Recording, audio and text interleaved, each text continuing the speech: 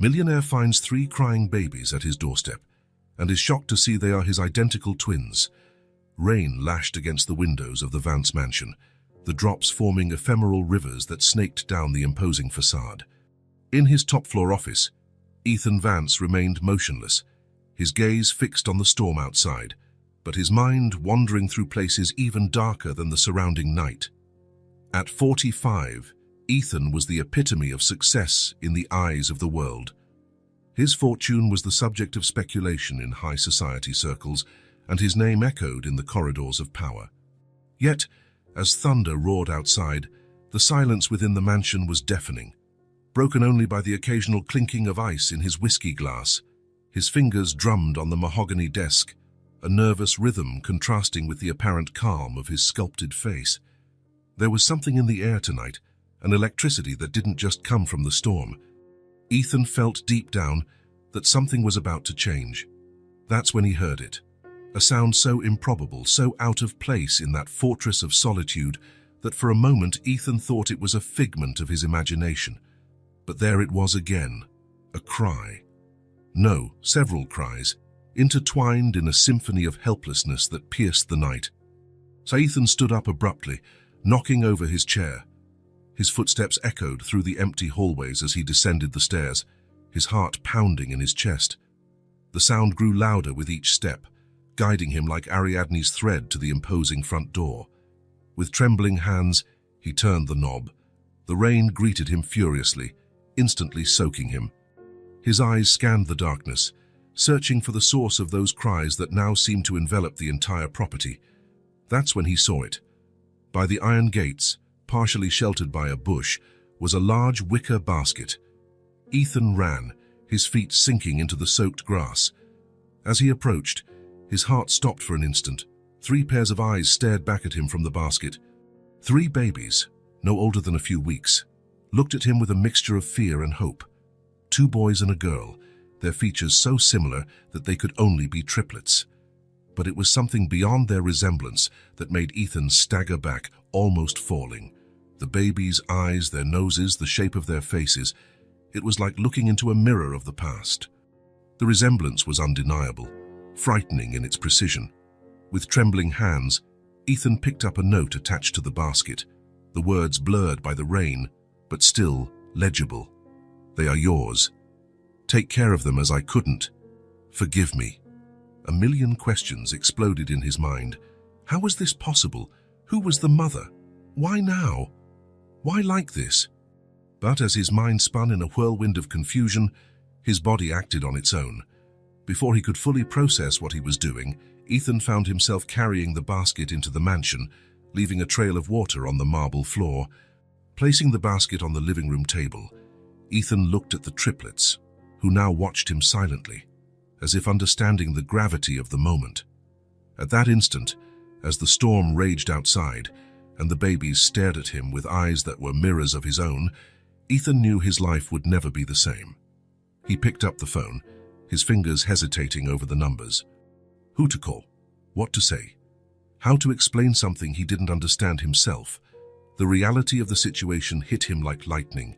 He, Ethan Vance, the man who had built an empire but never a home, was now responsible for 3 fragile, innocent lives. As the night wore on and the storm gradually subsided, Ethan remained there, between his solitary past and an uncertain future. The triplets, occasional cries echoing through the mansion as a constant reminder that, from that moment on, nothing in his life would be as it was before. Dawn found Ethan Vance in a state bordering on surreal. Sitting on his living room floor, surrounded by makeshift cushions as barriers, he watched the sleeping triplets. The night had been a test of endurance and improvisation, with Ethan blindly navigating the unknown world of childcare. The sound of the doorbell startled him from his stupor. With cautious steps, Ethan opened the door, revealing Lydia, a middle-aged nurse with kind eyes and a comforting smile. Her face betrayed a mixture of curiosity and concern. "Mr. Vance?" she asked, her calm voice contrasting with Ethan's inner chaos. "I received your message. I confess I was intrigued." Ethan led her inside, words failing him as he tried to explain the situation. Upon seeing the babies, Lydia gasped in surprise. "Oh, my goodness, they're triplets?" As Lydia carefully examined each baby, Ethan felt a wave of relief mixed with growing anxiety. The reality of the situation began to weigh on his shoulders. "They seem healthy, but they'll need a full checkup," Lydia commented, her professional voice masking the evident curiosity in her eyes. "Mr. Vance, if I may ask, how—" Ethan ran a hand through his disheveled hair, a gesture that betrayed his exhaustion and confusion. I don't know, Lydia. They just appeared on my doorstep last night." The silence that followed was broken by the soft cry of one of the babies. Lydia immediately picked him up, her movements fluid and secure. Ethan watched, amazed and a little intimidated, as she calmed the child with ease. "We need supplies," Lydia declared, her mind already organizing a mental list. "Diapers, formula, clothes. These little ones need everything."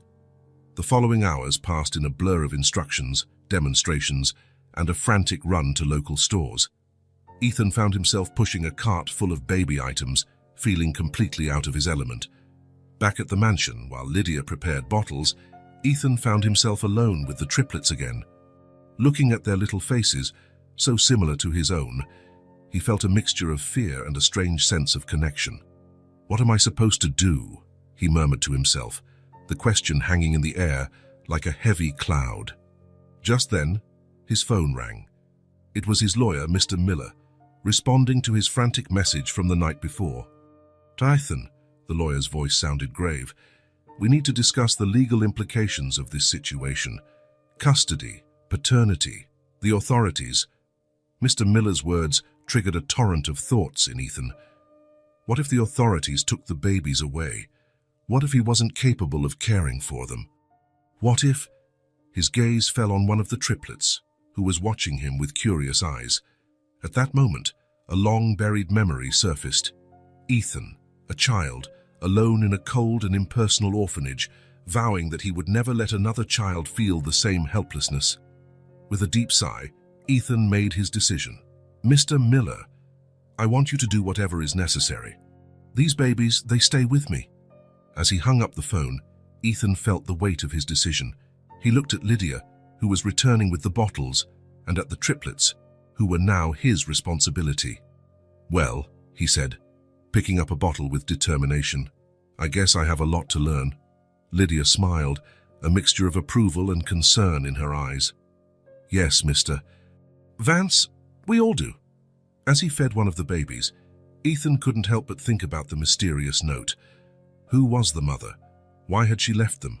And most importantly, what did the future hold for this makeshift family? As the day progressed, the once silent mansion filled with the sounds of crying, nervous laughter, and Ethan's first steps toward a life he never imagined, but which now seemed to be his destiny. 3 weeks passed in the blink of an eye, and the Vance mansion was unrecognizable. What was once a monument to solitude and austere luxury now pulsed with life and organized chaos. Ethan woke to the now familiar sound of crying. He checked the clock, 3:17 am. Sighing, he automatically got up, his feet finding their way to the triplets' room without the need for light. The nightly routine was etched into his body, a dance he never imagined learning. "Shh, it's okay," he murmured, picking up Sophia. The girl, the most vocal of the three, calmed down almost instantly at his touch. Ethan smiled, a wave of affection enveloping him. Who would have thought that he, the feared business shark, would melt with a simple look from these little beings?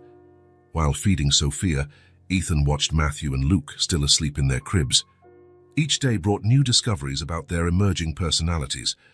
Matthew, the oldest by minutes, was already showing signs of leadership, always the first to cry when something was wrong.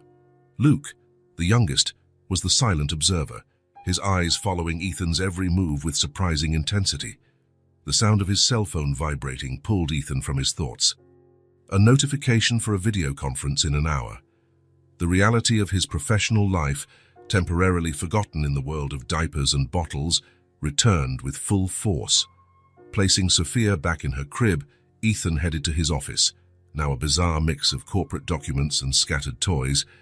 He turned on the computer, and as he waited for the connection, His eyes fell on a photo on his desk.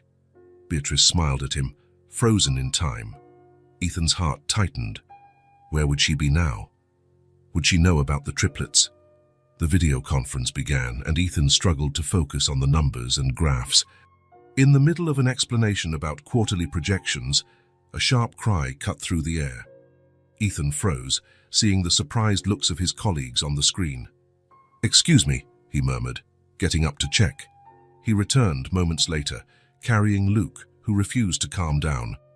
His colleagues watched, dumbfounded, as Ethan Vance, the man known for his coldness in business, gently rocked a baby while discussing mergers and acquisitions. "Ethan," interrupted one of the directors, "is there something you'd like to tell us?" Taking a deep breath, Ethan decided it was time for the truth. "Gentlemen, ladies, allow me to introduce Luke. He and his siblings are, well, it's a long story." The silence that followed was broken by a warm laugh from his CFO. "Well, it seems we have a lot to discuss besides this quarter's numbers." The meeting ended with a mixture of shock, curiosity, and, surprisingly, support. Ethan turned off the computer, feeling a weight lift from his shoulders. He looked at Luke, now asleep in his arms. "I think we did well, partner," he whispered. The rest of the day passed in a whirlwind of bottles, diaper changes, and attempts to work between moments of care. Lydia arrived in the afternoon, bringing not only practical help but also a comforting presence. "How's it going, Mr. Vance?" she asked, noticing the dark circles under Ethan's eyes. "Honestly, I'm exhausted, confused, and—" He paused, a smile forming. "Incredibly happy." Lydia smiled back, but her eyes showed concern. "What about the children's mother? Any news?" Ethan's smile disappeared. "Nothing yet. My investigator is looking, but it's as if Beatrice has vanished into thin air." While playing with Matthew on the rug, Ethan couldn't help but think about Beatrice. What could have happened to make her abandon her children? Was she okay? The questions haunted him, mixing with the guilt of enjoying every moment with the children she had left behind. At night, with the triplets finally asleep, Ethan found himself back in his office. This time it wasn't contracts he was examining, but old photos and newspaper clippings. Every image of Beatrice, every mention of her name, was a piece of a puzzle he was determined to solve. "Jason, where are you, Beatrice?"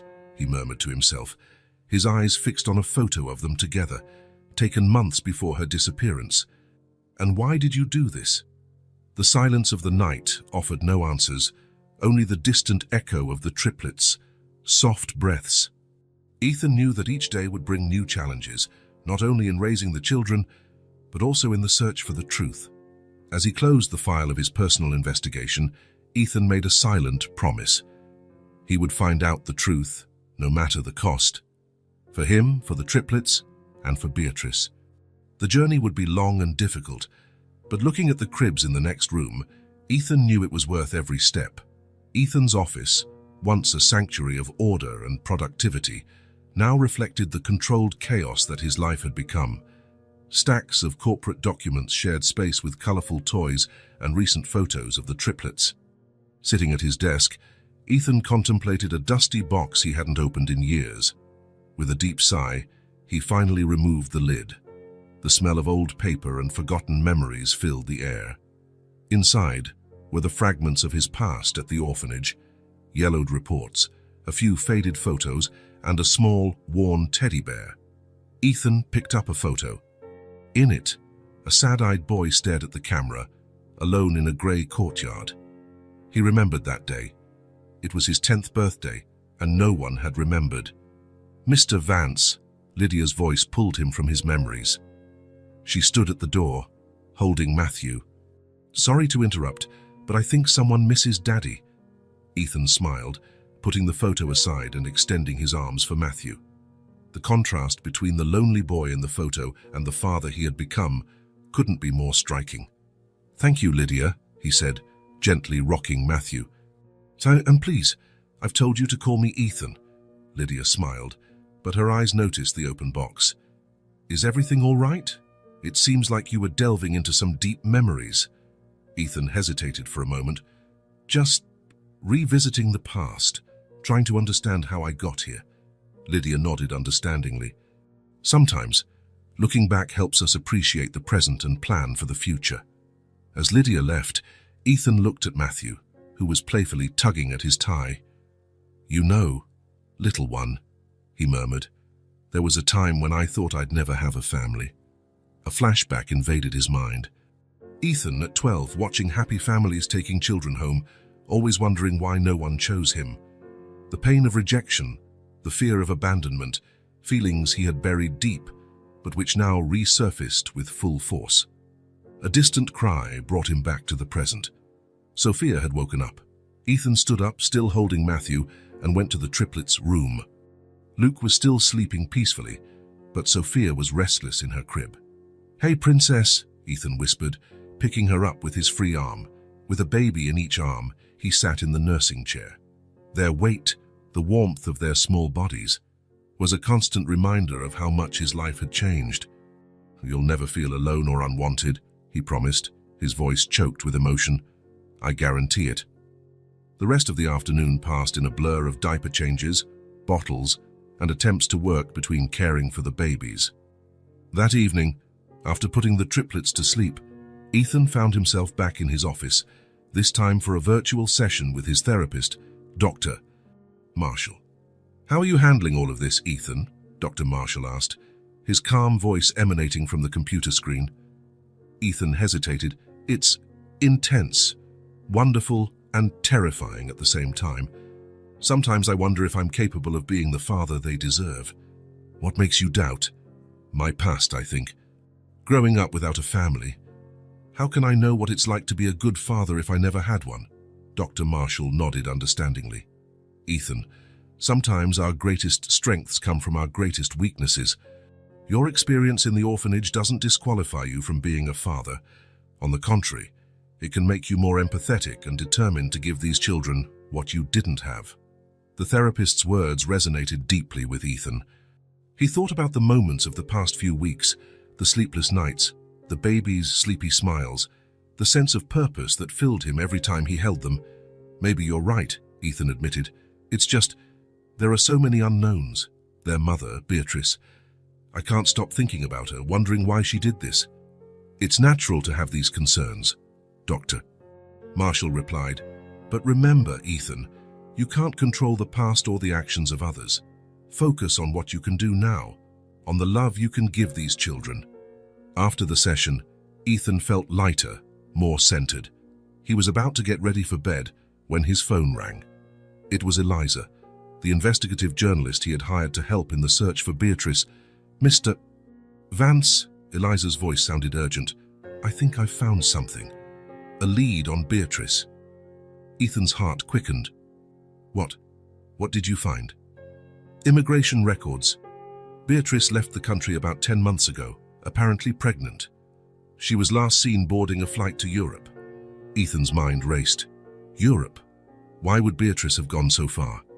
"There's more," Eliza continued. "I found records of medical appointments she made at a private clinic in Geneva. The last appointment was about 3 months ago." Ethan felt a mixture of relief and anxiety. Finally, a concrete lead. But it also meant that Beatrice had planned all of this. Her disappearance hadn't been an accident or an impulsive decision. "Thank you, Eliza," he said, his voice betraying his agitation. "Keep investigating. We need to know more." Hanging up the phone, Ethan found himself facing a new dilemma. Should he go after Beatrice, leave the triplets, and travel to Europe in search of answers? He walked silently to the baby's room. The three slept peacefully, oblivious to their father's emotional turmoil. Ethan watched them, marveling at the trust and innocence on their sleeping faces. At that moment, Ethan made his decision. He would find Beatrice, discover the truth, but not at the expense of the triplets' well-being. They were his priority now. Returning to his room, Ethan picked up a photo of Beatrice from the nightstand.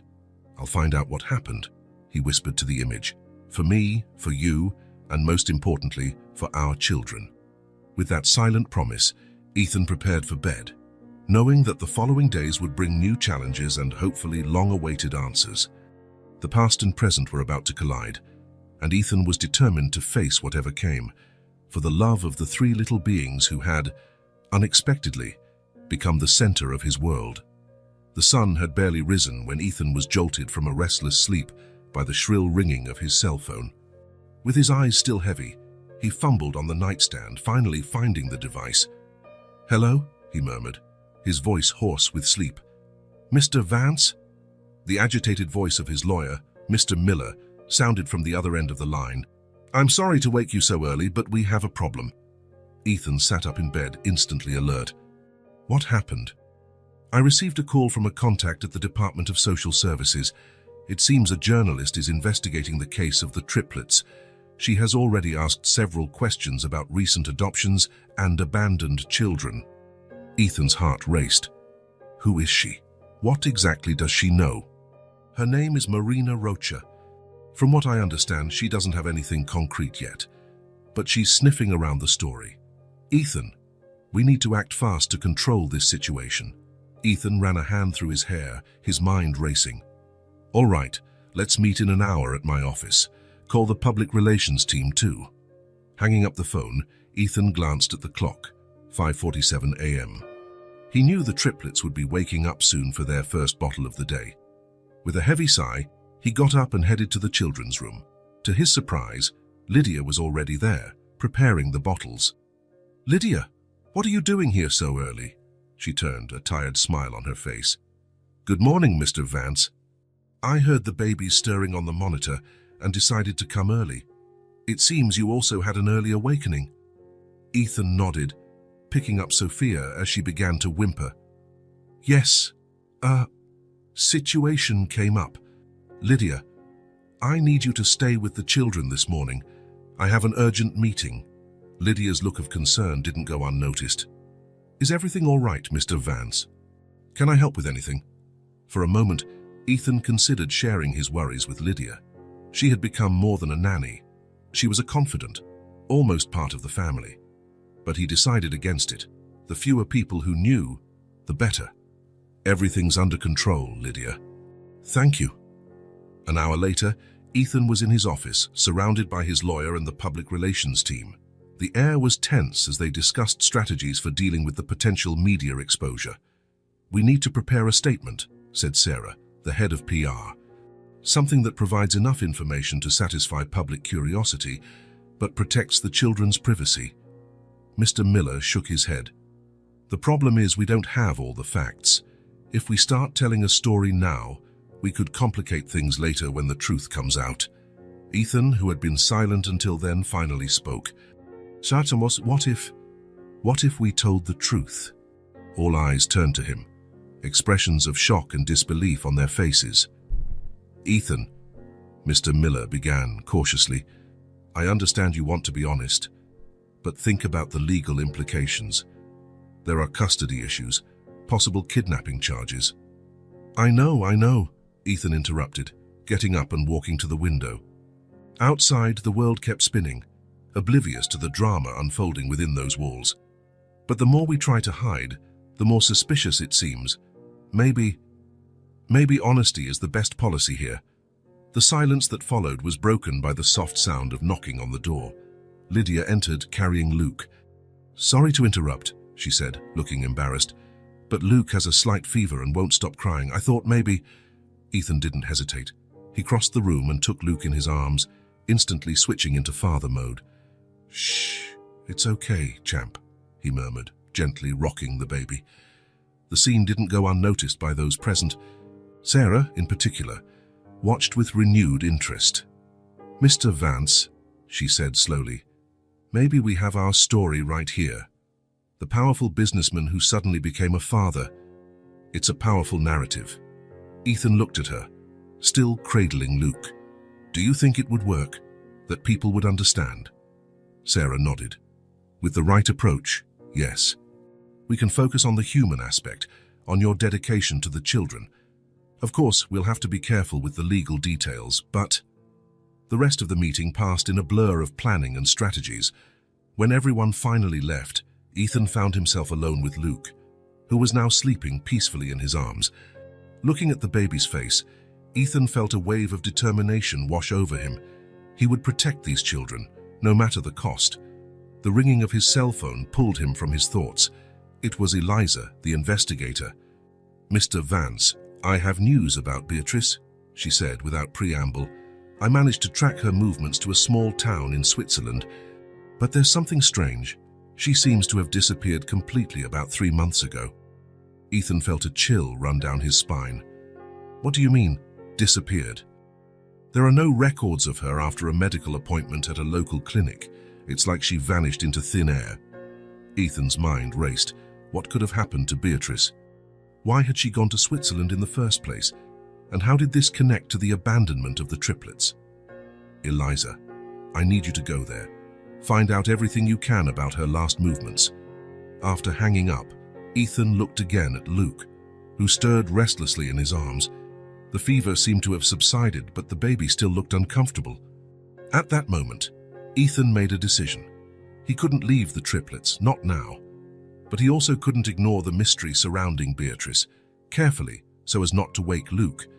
Ethan picked up his phone again and dialed a number he hadn't used in years. "Victor, it's Ethan Vance. Remember when you said you owed me a favor? Well, it's time to collect." As he explained the situation to his former colleague, now a renowned private investigator, Ethan felt a mixture of anxiety and hope. He was about to unearth secrets that could change everything, but he couldn't turn back now. Night fell over the Vance mansion, bringing with it a momentary calm. The triplets were asleep. Lydia had gone home, and Ethan was alone with his thoughts. Sitting in his office, he looked at a photo of Beatrice, taken during the happy and brief months of their relationship. "Where are you, Beatrice?" he murmured to the smiling image. "And why did you leave us?" The answers to these questions were out there, somewhere. And Ethan was determined to find them, no matter the cost. For him, for the triplets, and, in some way, for Beatrice herself. With one last look at the baby monitor, ensuring they were safe and sound asleep, Ethan prepared for another night of planning and worry. The future was uncertain, but one thing was clear: nothing would ever be the same again. Morning dawned with a deceptive calm. Ethan, who had barely slept, was preparing to face the day when his phone vibrated with a notification. His heart sank as he saw the headline, "Millionaire Ethan Vance, father of mysterious triplets." The article, published on one of the country's largest news portals, was full of speculation and half-truths. Blurry photos of Ethan carrying the babies illustrated the text, which raised questions about the children's origin and hinted at possible irregularities. "Damn," Ethan muttered, quickly dialing Sarah's number, his press officer. "I've seen it," Sarah said before Ethan could even speak. "I'm on my way to the mansion. We need a press conference at and fast." In the following minutes, the Vance mansion transformed into organized chaos. Press officers rushed around, while Ethan tried to stay calm and take care of the triplets. Lydia arrived in the midst of the confusion, her eyes wide with worry. "Mr. Vance, what's going on?" Ethan sighed, handing Sophia over to her.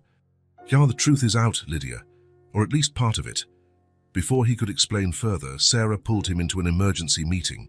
"Ethan, we need to be proactive here. A carefully crafted statement can control the narrative." Mr. Miller, who had just arrived, seemed less optimistic. "We have to be cautious. Any admission could have serious legal implications." As they discussed strategies, the sound of cars and voices grew louder outside. Ethan approached the window, and his stomach churned. A crowd of reporters and photographers was gathering at the mansion gates. "It's time," Sarah said, placing a hand on Ethan's shoulder. "Are you ready?" Ethan looked at the triplets' room, where Lydia was caring for the children, and then back at the window. "As ready as I can be." Minutes later, Ethan found himself facing a forest of microphones and cameras. The flash of the photographs was almost blinding, and the murmur of overlapping questions was deafening. "I need quiet, please," Sarah requested, her firm voice cutting through the chaos. "Mr. Vance will make a statement." Ethan took a deep breath, his gaze sweeping over the crowd of eager faces. "Good morning. In the past few weeks, my life has undergone a transformation I could never have imagined. A little over a month ago, 3 babies were left on my doorstep." As Ethan recounted his version of the story, Carefully omitting details that could complicate the legal situation, he could feel the atmosphere shifting. The initial hostility gave way to a more empathetic curiosity. "I know there are many questions," he continued, "and frankly, I have them too. But what I can say for sure is that I've loved these children as if they were my own from the very first moment. I'm committed to caring for them and protecting them, no matter what." The questions came in a flurry after his statement. Ethan answered as best he could, skillfully navigating between honesty and the need to protect the triplets and himself. Suddenly, a voice stood out from the crowd. "Mr. Vance, Marina Rocha from City Journal. Sources indicate that the children's mother may be Beatrice Almeida, your ex-girlfriend who mysteriously disappeared almost a year ago. Can you comment on that?" Ethan's heart nearly stopped. He wasn't prepared for this question. His eyes met Sarah's, who made a subtle gesture for him to remain calm. "Miss Rocha," Ethan began, carefully choosing his words, "as I mentioned, there are many questions about this situation that still don't have answers. The children's well-being is my absolute priority at this time. As for speculation about the mother's identity, I prefer not to comment until we have concrete information." The diplomatic answer seemed to momentarily calm the storm, but Ethan knew it was only the beginning. The mention of Beatrice's name had opened a Pandora's box that he wasn't sure he could close. After a few more questions, Sarah ended the press conference. Ethan returned inside the mansion, emotionally and physically exhausted. "You did well," Mr. Miller said, but his expression was still one of concern. "However, the mention of Beatrice complicates things. We need to be prepared for more investigations." Ethan nodded, his mind racing. He needed to talk to Eliza, find out if she had discovered anything more about Beatrice's whereabouts. As if reading his thoughts, his cell phone rang. It was Victor, the private investigator. "Ethan, we have a problem." Victor's voice sounded tense. "I just received information that Beatrice is in a coma, in a hospital in Switzerland." The world seemed to stop for a moment. "Coma?" Ethan repeated, incredulous. "How? Why?" "Apparently, she was in a car accident about 3 months ago. The details are still unclear, but I'm investigating. There's something strange about this story." Ethan could barely process the information. Beatrice in a coma, the abandoned triplets. The timing didn't make sense. "Victor, I need you to find out everything you can and prepare for a trip. I think I need to go there." Hanging up the phone, Ethan found himself facing a monumental dilemma. He couldn't leave the triplets, not with all this media attention, but he also couldn't ignore the fact that Beatrice, the mother of his children, was in a coma on the other side of the world. Lydia found him like that, lost in thought in the hallway. "Mr. Vance, the babies are asking for their daddy," she said softly, an obvious attempt to remind him of what was truly important. Ethan followed her to the children's room, where the triplets were playing in their playpen. Upon seeing him, all three smiled and reached out their arms, eager for his attention. Picking up Sophia, Ethan felt a wave of emotion wash over him. No matter what happened, these 3 little lives depended on him now.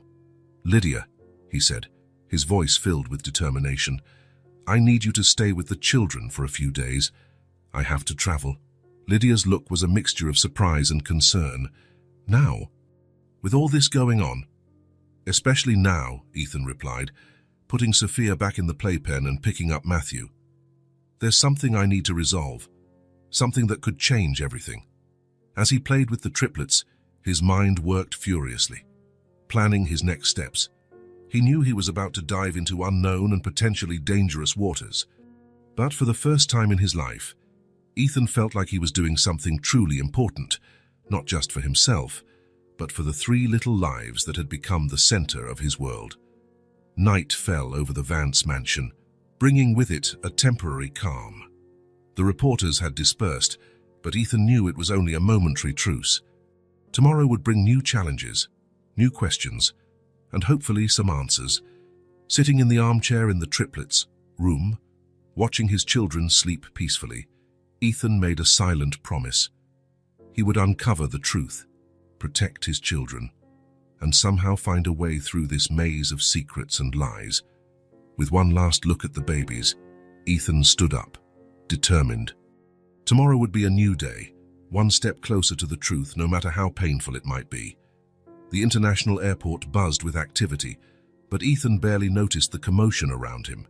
His gaze was fixed on his cell phone screen, rereading for the 100th time the information Victor had sent about the hospital, where Beatrice was admitted. "Mr. Vance?" The voice of Sarah, his press officer, brought him back to reality. "Our flight to Geneva leaves in 30 minutes. Are you sure you want to do this?" Ethan nodded, putting his phone away. "I have no choice, Sarah. I need to know the truth." The flight passed in a blur of anxiety and planning. Ethan alternated between reviewing documents and looking at photos of the triplets, his heart aching with longing and worry. Upon landing in Geneva, they were met by Victor, who was waiting for them with a grave expression.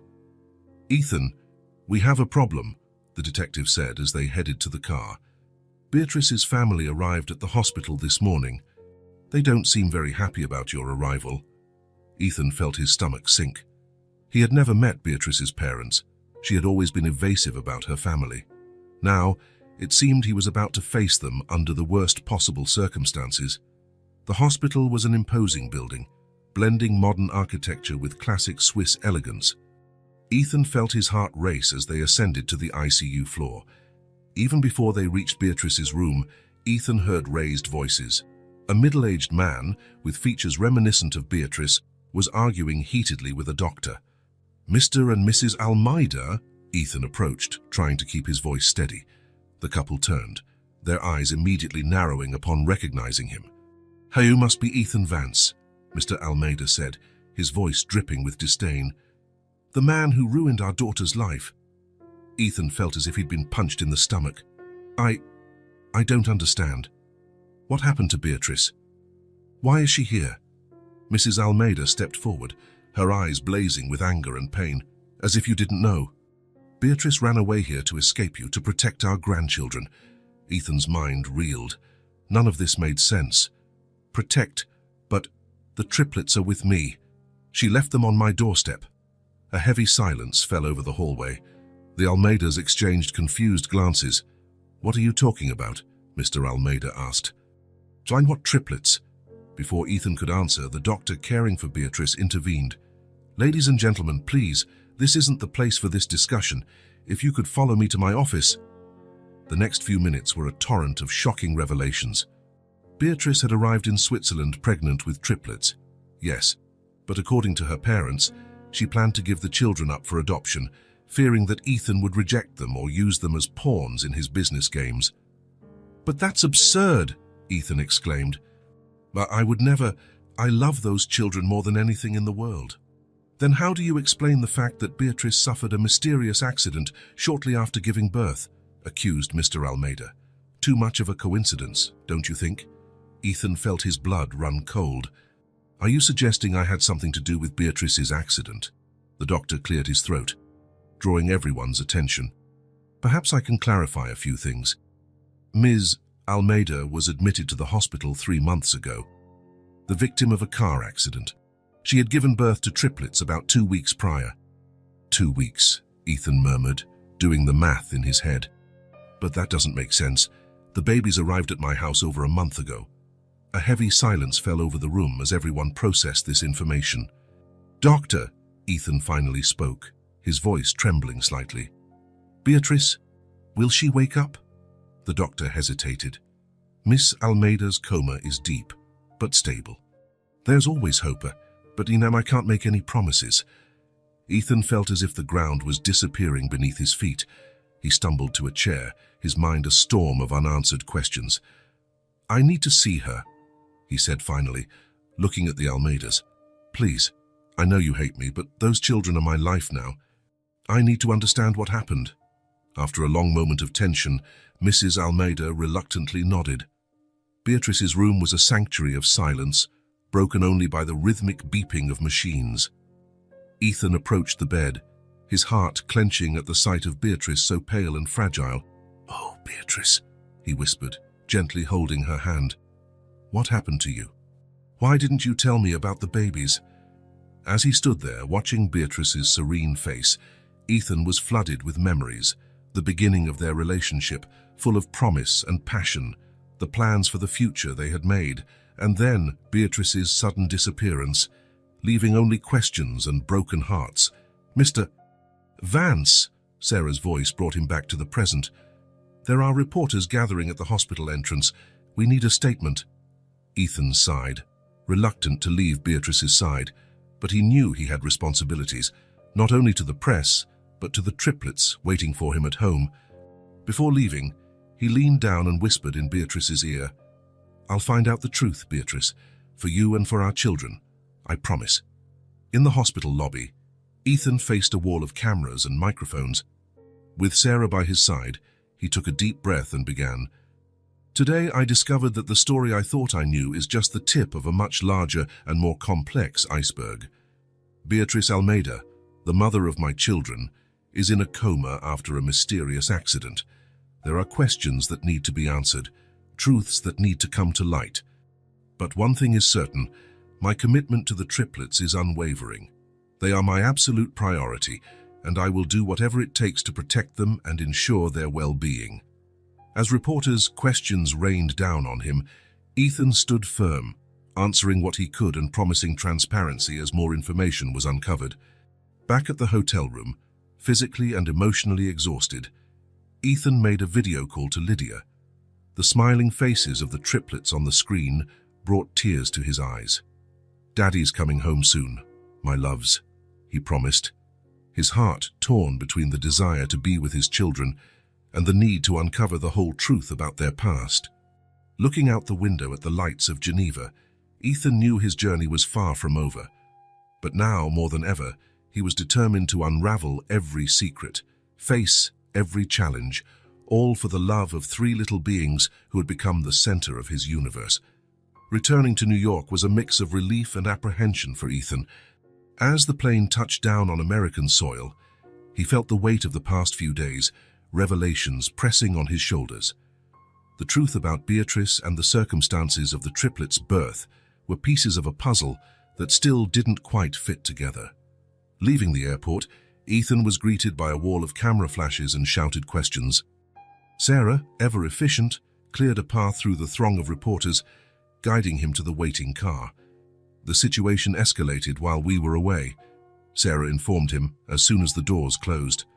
"The story leaked to all the major outlets. Ethan, we need a solid strategy." Ethan nodded, his gaze lost in the cityscape passing by the window. "I agree, but first I need to see my children." Arriving at the Vance mansion was a moment of pure emotion. Lydia waited at the door, Sophia in her arms, and the boys crawling around her feet. Upon seeing Ethan, all three babies squealed with delight, reaching out to him. "Oh, my loves," Ethan murmured, kneeling down to hug the triplets. The familiar scent of babies, the touch of their small hands on his face, it was all a balm to his tormented soul. Later, after putting the children to bed, Ethan met with his team in the office. The air was tense, charged with unspoken expectations and concerns. "Ladies and gentlemen," Ethan began, his voice tired but determined, "the situation is more complex than we imagined. We need a new approach." Just then, a knock on the door interrupted the meeting. Lydia entered, looking nervous. "Mr. Vance, I'm sorry to interrupt, but there's someone here who insists on speaking with you. It's a journalist." Ethan exchanged worried glances with Sarah. "A journalist? Who?" She said her name is Marina Rocha from City Journal. The name dropped like a bomb in the room. Marina Rocha was known for her relentless investigations and tireless pursuit of the truth. After a moment of hesitation, Ethan nodded. "Let her in." Marina Rocha was a woman of medium height, with sharp eyes that seemed to see right through people. She entered the room confidently, her gaze assessing each face present. "Mr. Vance," she began without preamble, "I've come to offer you a proposition." Ethan raised an eyebrow, intrigued. "What kind of proposition, Ms. Rocha?" "A partnership," she replied, sitting down uninvited. "I have information about Beatrice Almeida's case that goes far beyond what has been released. Information that could help you understand what really happened." The room fell silent, all eyes on Ethan. He could sense Sarah's silent disapproval, the skepticism of his legal team. But something in Marina's determined gaze intrigued him. "And what do you gain from this?" Ethan asked cautiously. Marina smiled, a smile that didn't reach her eyes. Exclusivity, the real story, told from beginning to end, without censorship or manipulation. Ethan stood up, walking to the window. Outside, the world continued to spin, oblivious to the drama unfolding within those walls. He thought of the triplets sleeping in the next room, of Beatrice lying unconscious in a distant hospital, of the questions that still had no answers. "All right," he finally said, turning to face Marina. "But on one condition, the safety and well-being of my children come first. If at any point I feel that your investigation puts them at risk, the deal is off." Marina nodded, extending her hand. "We have a deal, Mr. Vance." In the weeks that followed, Ethan found himself on an emotional roller coaster. Working alongside Marina, he uncovered layers of truth he never imagined existed. The journalist had unearthed records from a fertility clinic Beatrice had attended months before her disappearance. Documents showed that she had undergone in vitro fertilization treatment using Ethan's genetic material without his knowledge. "But how did she?" Ethan asked, stunned by the revelation. Marina flipped through some more papers. Apparently, she had an accomplice at the clinic, a nurse named Elena Rodriguez. The name hit Ethan like a bolt of lightning. Elena was a former employee of his company, fired years ago for irregularities. The connection was surprising and disturbing.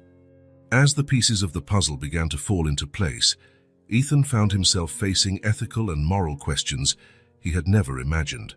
Beatrice's decision to have the babies without his knowledge, the mysterious accident, the abandonment of the triplets, each revelation brought more questions than answers. Amidst all the chaos, it was the moments with the triplets that kept Ethan grounded. The nights spent rocking them to sleep, the mornings filled with smiles and discoveries, were constant reminders of what truly mattered.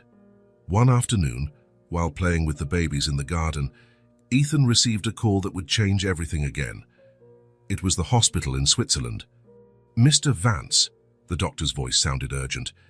"There's been a change in Ms. Almeida's condition. She's waking up." The world seemed to stop for a moment. Ethan looked at the triplets, innocent and oblivious to the approaching storm. "I'll be there as soon as possible," he replied, his mind already planning his next steps. That night, after putting the babies to sleep, Ethan found himself back in his office, this time with Marina, Sarah, and his legal team. "Ladies and gentlemen," he began, his voice filled with determination. "We are about to enter the final phase of this journey. Beatrice is waking up, and with her, I hope, will come the answers we all seek." Marina nodded, her eyes gleaming with the prospect of the story that was about to unfold. "I'll be with you every step of the way, Mr. Vance. The truth deserves to be told." As plans were made and strategies outlined, Ethan couldn't help but feel a mixture of fear and hope. Whatever the future held, he was ready to face it, for the triplets, for Beatrice, and finally, for himself. Geneva Airport was bustling when Ethan's private jet landed. This time, he wasn't alone. Marina Rocha, the journalist who had become an unlikely ally, accompanied him, along with Sarah and a small security team. "Remember," Sarah whispered as they descended the steps of the plane, "no matter what happens in there, stay calm. The whole world is watching." Ethan nodded, his heart pounding in his chest.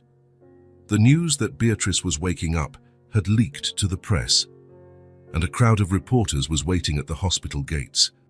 As they entered the hospital lobby, Ethan was immediately approached by Beatrice's parents. Mr. Almeida seemed to have aged years since their last encounter. "Mr. Vance," he began, his voice trembling, "before we see Beatrice, there's something you need to know." Ethan felt his stomach sink. "What is it? Is she all right?" Mrs. Almeida intervened, tears in her eyes. "Say, Beatrice, she remembers everything, and she wants to talk to you. Alone." The corridor to Beatrice's room seemed endless. Each step was an effort, laden with the weight of impending revelations. When he finally reached the door, Ethan hesitated, his hand hovering over the knob. "Go," Marina encouraged softly. So I find out the truth. Entering the room, Ethan was greeted by a pair of familiar eyes. Beatrice was sitting up in bed, pale but alert. Her gaze was a mixture of fear, guilt, and something else. Hope. Ethan, she whispered, her voice hoarse from disuse. Beatrice, he replied, approaching cautiously. And there's so much I need to ask. She nodded, tears starting to well up in her eyes. I know, and I'll tell you everything. But first, please tell me, our children, are they okay? The question caught Ethan off guard.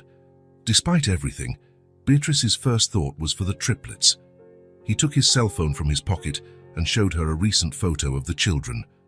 They're perfect, Beatrice, healthy, happy, and very loved. Beatrice let out a sob of relief, touching the screen with trembling fingers.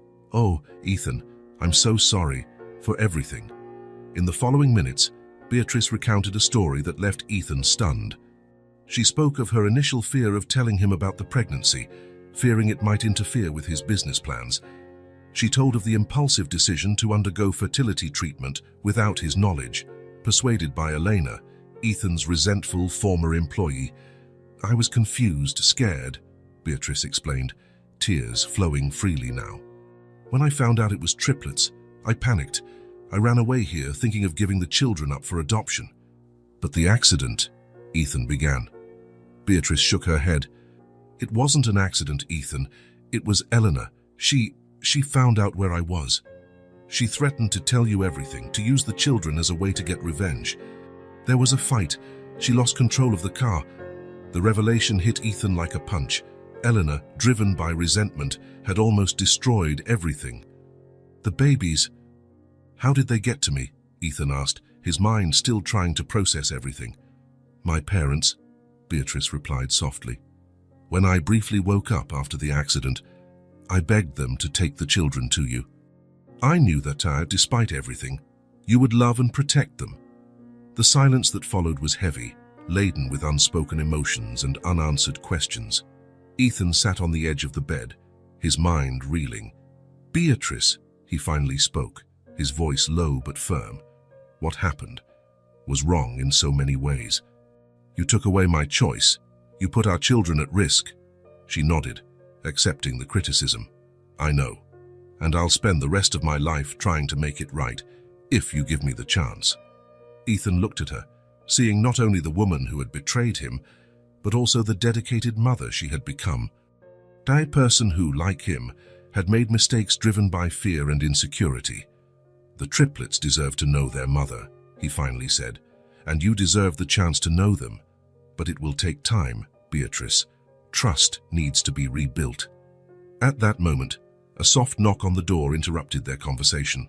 Sarah entered, her face a mask of professional concern. Ethan, I'm sorry to interrupt, but the press is getting restless. They're demanding a statement. Ethan stood up, looking from Beatrice to Sarah. Then, let's give them a statement.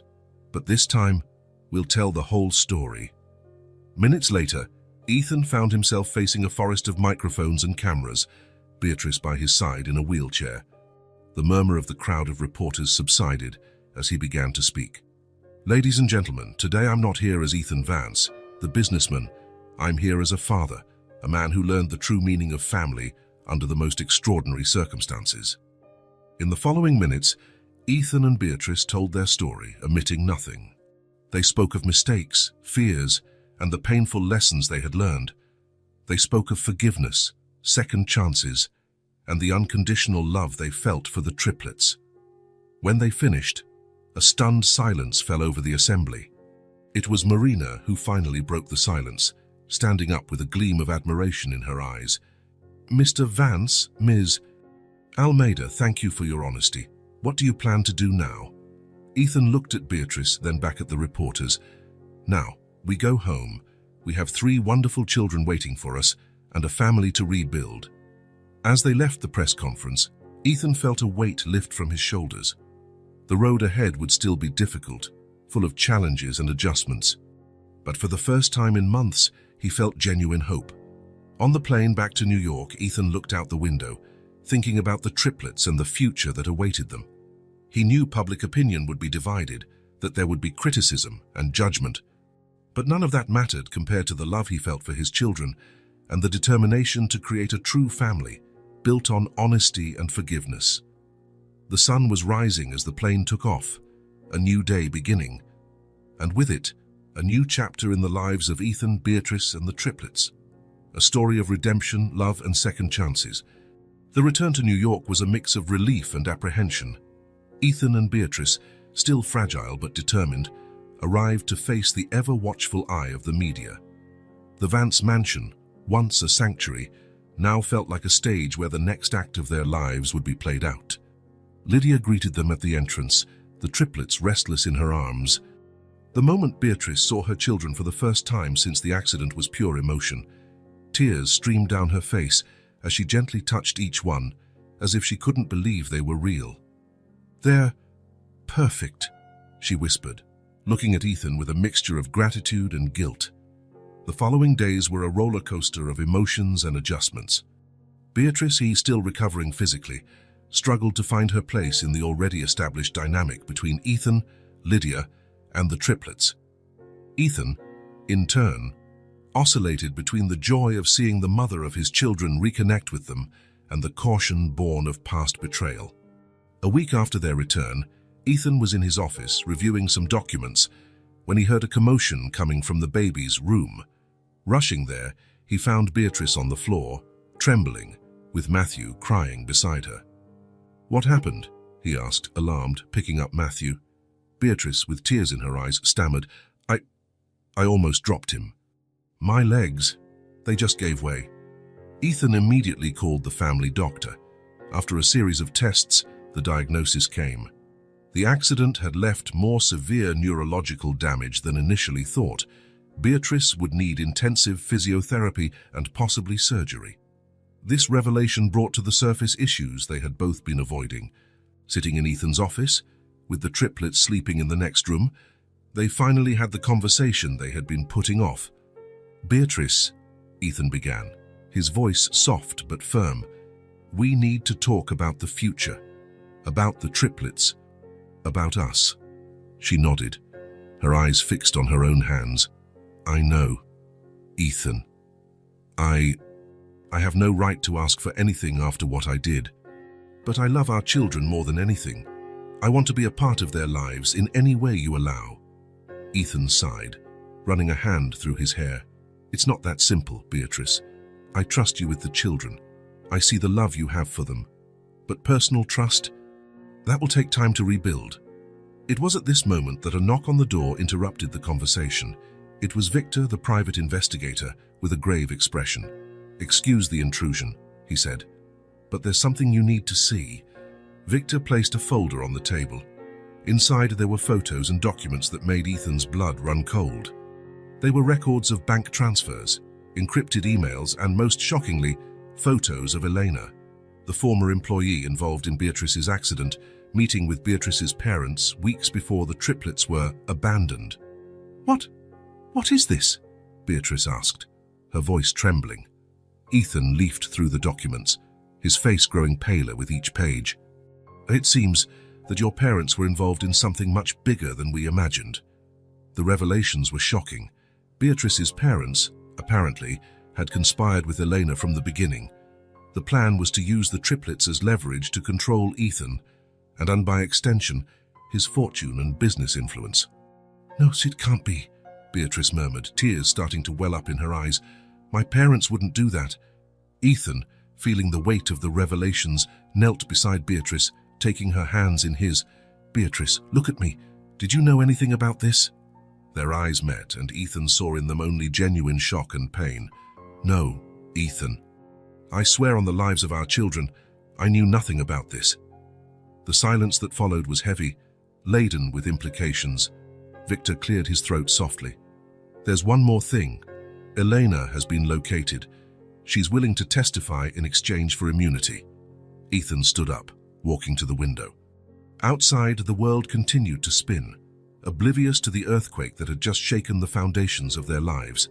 He turned to Beatrice, seeing in her no longer an antagonist, but a victim as much as he was. "What do we do now?" Beatrice asked, her voice barely above a whisper. Ethan took a deep breath, his mind racing with the legal and personal implications of it all. First, we need to protect the triplets. They are our absolute priority. Beatrice nodded vigorously. Yes, of course, always.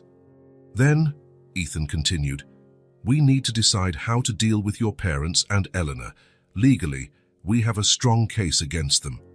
But they're my parents, Ethan, Beatrice pleaded, the conflict evident in her voice. Ethan knelt beside her again, his tone softening. I know, and this decision has to be yours too, but think about our children, about their future. At that moment, as if sensing the tension in the air, Sophia's cry echoed through the baby monitor. Ethan and Beatrice exchanged a look, a silent understanding passing between them. Let's go see our children, Ethan said softly. We can deal with the rest later. As they walked together to the triplets' room, Ethan felt a subtle shift in the air between them. The shocking revelations, ironically, had created common ground, a foundation of mutual understanding, upon which they could begin to rebuild. In the room they found all three babies awake, Sophia still whimpering softly. Beatrice carefully picked her up, her movement still a little unsteady due to her condition. Shh! Mommy's here, she murmured, gently rocking Sophia. Ethan watched the scene, his heart conflicted. Despite everything, seeing Beatrice with the triplets reaffirmed his belief that somehow they would find a way through this maze of lies and betrayals. Beatrice, he said softly, I don't know what the future holds for us, but I promise that no matter what happens, we'll do what's best for our children. Together. She looked at him, her eyes shining with unshed tears, but also with a spark of hope. Together, she agreed. As the sun set outside, casting a golden glow over the room, Ethan and Beatrice remained there, united by the unconditional love they felt for their children. The road ahead would be difficult, full of painful decisions and uncomfortable truths, but at that moment, surrounded by the innocent love of their triplets, they found the strength to face whatever came. The journey of redemption and rebuilding was just beginning, but for the first time since it all started, Ethan felt that, somehow, they would make it, for themselves, and more importantly, for the three little beings who had changed their lives forever. The rising sun bathed the Vance mansion in a golden light, heralding not just a new day, but also the triplets' first birthday. Ethan woke up early, a mix of emotions stirring in his chest. 1 year. 1 year since three small beings had changed his life in ways he could never have imagined. Slipping quietly out of the bedroom, he found Beatrice already up, preparing bottles in the kitchen. Their eyes met, a knowing smile passing between them. I can't believe it's been a year, Beatrice murmured, her voice thick with emotion. Ethan nodded, picking up one of the bottles. It seems like only yesterday I found them on the doorstep. Together they went to the triplets' room. The three children, as if sensing the importance of the day, were already awake, babbling happily in their cribs. Happy birthday, my loves, Ethan said, picking up Matthew. Beatrice in with Sophia in her arms and had tears in her eyes. Yours, you are the best gift we could have ever received. The morning passed in a whirlwind of preparations. Lydia arrived early to help, bringing with her a contagious energy. The mansion, once a symbol of solitude, now pulsed with life and joy. Gradually, the guests began to arrive. Close friends, colleagues who had become allies during difficult times, and even Marina, the journalist who had become an unlikely friend. In the garden, decorated with colorful balloons and a large celebratory banner, Ethan watched the scene with a mixture of pride and nostalgia. Matthew, always the adventurer, crawled quickly among the guests, drawing smiles wherever he went.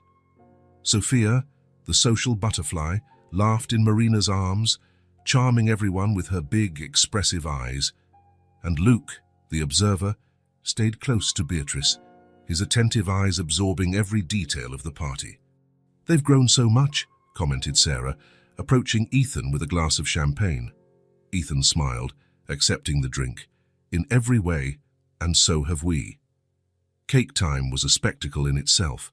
3 small cakes, one for each child, were placed in front of the triplets. Matthew immediately plunged his hands into the frosting, laughing gleefully. Sophia, more cautious, touched the cake with a finger before tentatively tasting it. Luke, in turn, observed his siblings before deciding to join in the mess. As the guests sang "Happy Birthday," Ethan felt Beatrice approach, intertwining her fingers with his. The gesture, simple but full of meaning, made his heart race. In recent months, they had worked hard to rebuild trust, to find a new balance. It hadn't been easy, but moments like this made it all worthwhile. After the cake, as the party began to wind down, Ethan asked for everyone's attention. Hand in hand with Beatrice, he addressed the guests. "A year ago, our lives changed forever. It has been a journey full of challenges, revelations, and above all, love. Today, we celebrate not only the birthday of Matthew, Sophia, and Luke. We celebrate the family we have become, the friends who have supported us, and the lessons we have learned." Beatrice, with tears in her eyes, added, "Thank you all for being a part of this journey, and a special thanks to our children, who have taught us the true meaning of unconditional love." A toast was made, glasses clinking under the late afternoon blue sky. As the guests began to say their goodbyes, Ethan and Beatrice found themselves alone for a moment, watching the triplets playing on the activity mat. "If someone had told me a year ago that we would be here today," Ethan mused, "I would never have believed it." Beatrice smiled, resting her head on his shoulder. "Life has a funny way of surprising us." At that moment, as if sensing their parents' gaze, the triplets looked up, smiling broadly. Ethan felt his heart expand with a love that still caught him by surprise sometimes.